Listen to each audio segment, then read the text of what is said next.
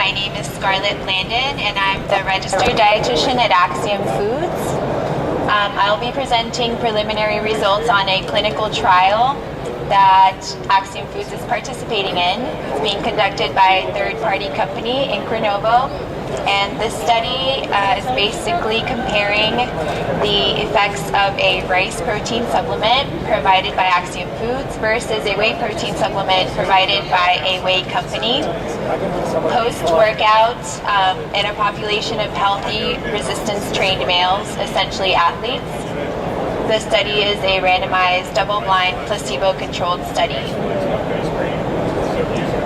So we were really excited to take the study on because we were going up against the standard in the sports nutrition industry, the gold standard.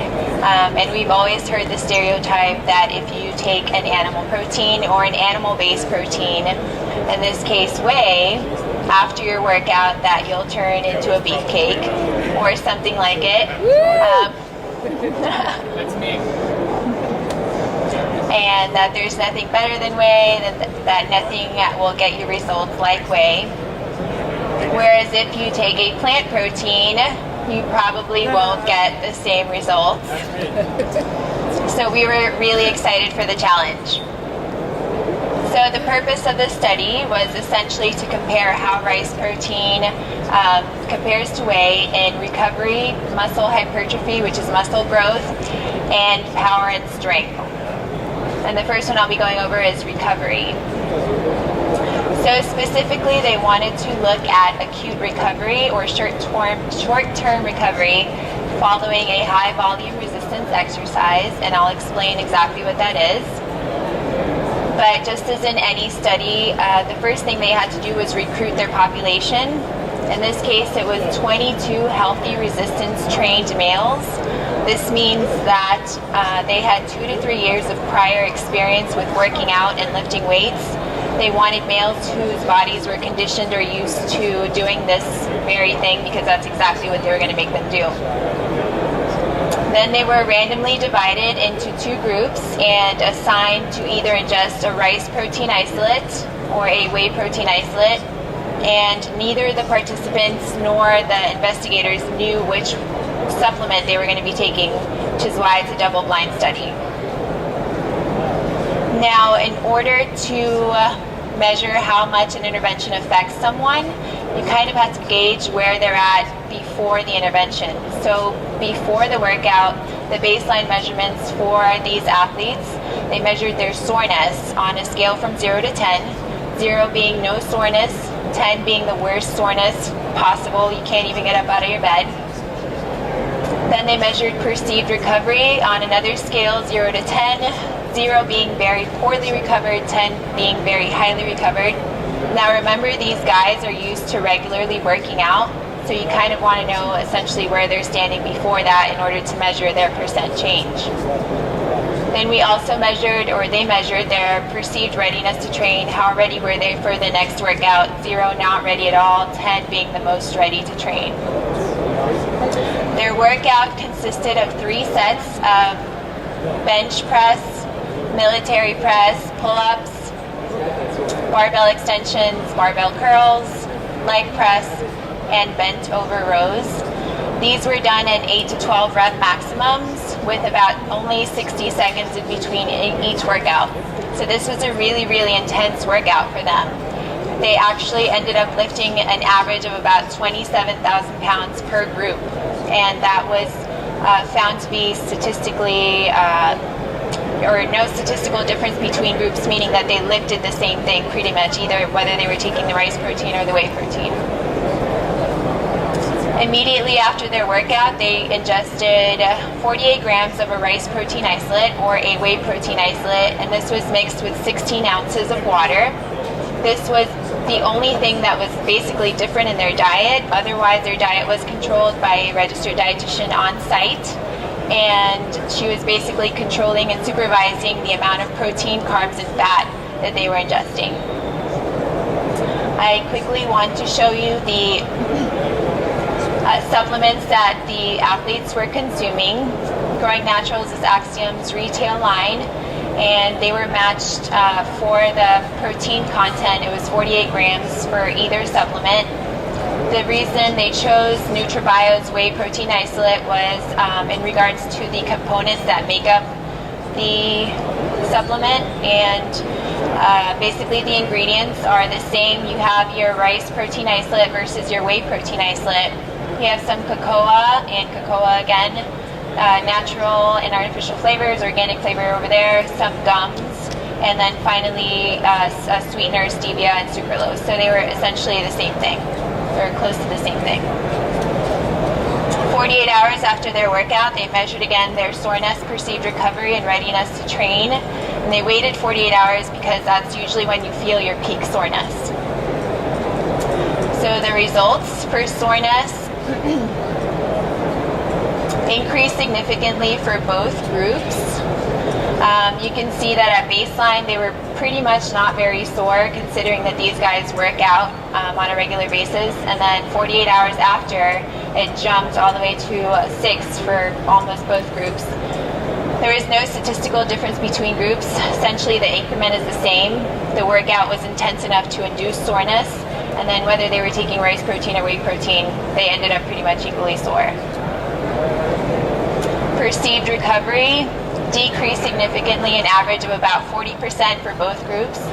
So they started off around a 9, which is pretty recovered, and then it decreased about 40% for both groups. You can see the decrement is pretty much the same, which makes sense. After a workout they feel less recovered. No statistical difference between groups. So whether they were taking the rice or the whey, they felt pretty much the same, equally recovered. Readiness to train, there was no significant changes between groups, basically meaning that from their baseline there was not many changes up until 48 hours after, so they were both pretty much ready to train. So we can conclude that whether you're taking 48 grams of rice protein or 48 grams of whey protein post your workout, it's going to give you the same results for recovery. Now we're going to look at muscle hypertrophy or muscle growth. For this study, they're basically looking at changes in your body composition, specifically lean body mass, fat mass, and growth of the biceps and quadriceps. It was the same group of participants. They were already assigned to their rice protein or whey protein group. The baseline measurements for this study, they used a DEXA to measure their lean body mass and fat mass. It's basically a machine that scans your body and it'll tell you the percentage of your lean body mass and fat mass. And then they use ultrasound to measure the direct thickness of the quadricep muscle and the bicep muscle. And that's the thickness from the bone directly to the end layer of the muscle, not the circumference around. The training routine was pretty intense. It was a full body workout 3 times a week for 4 weeks up until the time that we got results. They alternated between hypertrophy workouts on Monday and Wednesday, and then they had a strength workout on Friday. The hypertrophy workouts were obviously more intense. They were doing 3 sets, 8 to 12 rep maximums with 60 seconds rest in between. And then the strength workouts was 3 to 5 sets, 1 to 5 rep maximums with 3 to 5 minutes in between for resting. So it was a little bit less intense. And then every time after each workout, they were having 48 grams of rice protein isolate or whey protein isolate dissolved in 16 ounces of water. After 4 weeks, they measured again their changes in lean body mass and fat mass and the muscle thickness. This is an example. You can see the bone right here and then the end layer of the muscle up here. For example, this person had 4.6 centimeters at week 0, and then it grew to 5.16 centimeters in 4 weeks.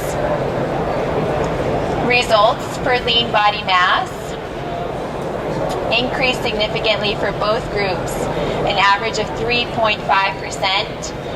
You can see that the increment is essentially the same, even though the rice protein group started off a little bit lower. The increment is essentially the same, so the percent change, their increase in lean body mass is the same.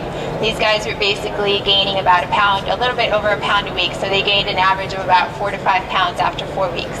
And that's only in lean body mass, so muscle. You know how hard it is for guys to gain muscle. Again, no statistical difference between groups.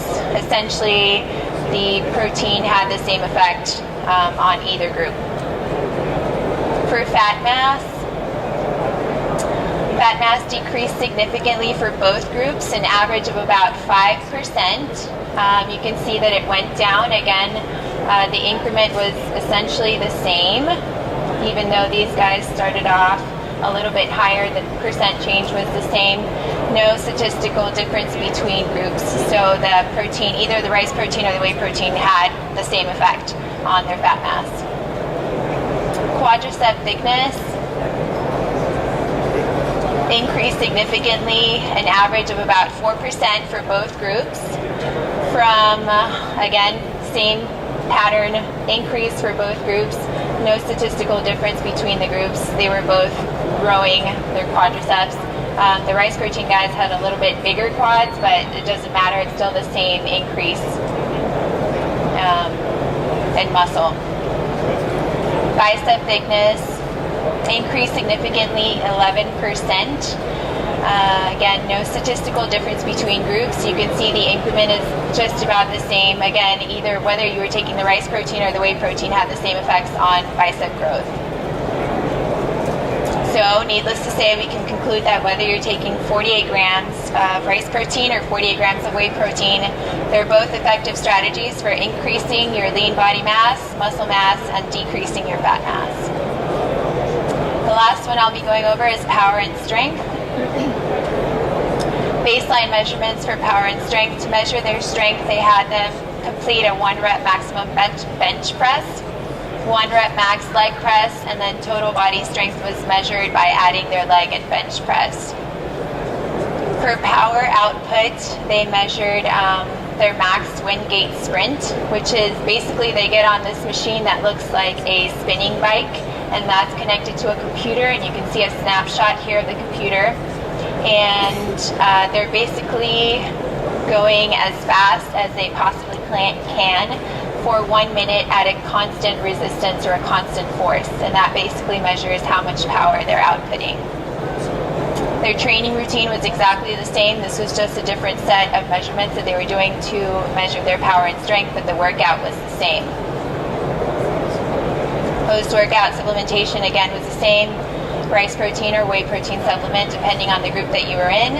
And then at 4 weeks, they measured the strength and power again. 1 rep maximum bench press results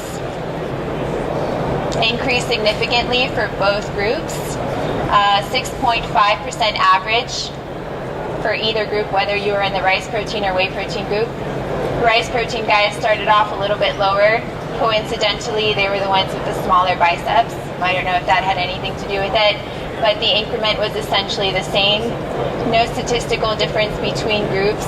I believe they were lifting about 12 more pounds after 4 weeks, so that's pretty impressive.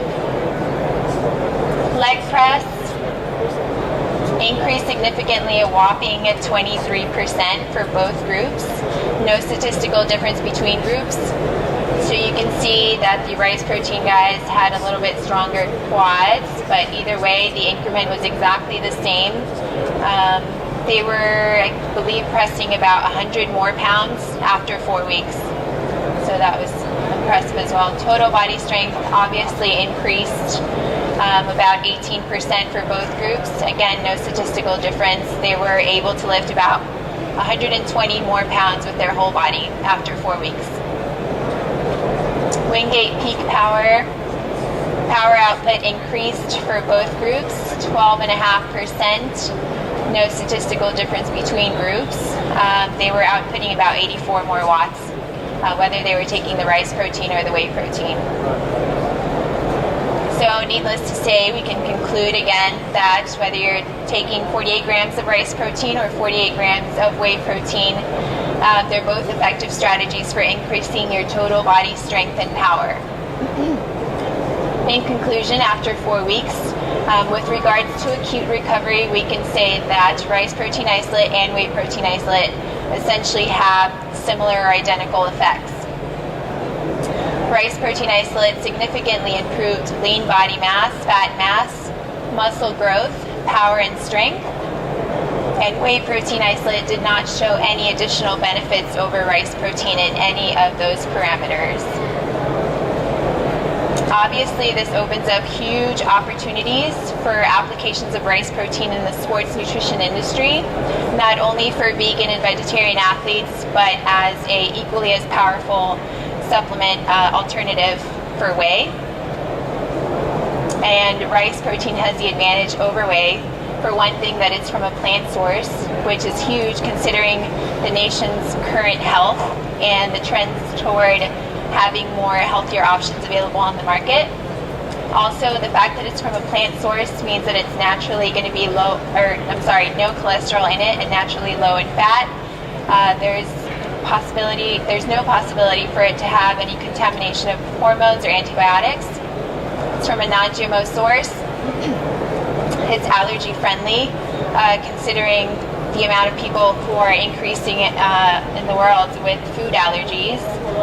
It's gluten-free. Also, again, with the market increasing for gluten-free products, it's low in cost and it's available organic, which whey is also. So, with that said, I'd like to leave you with this question. How can rice protein enhance your sports nutrition product? That's it. Who wrote that?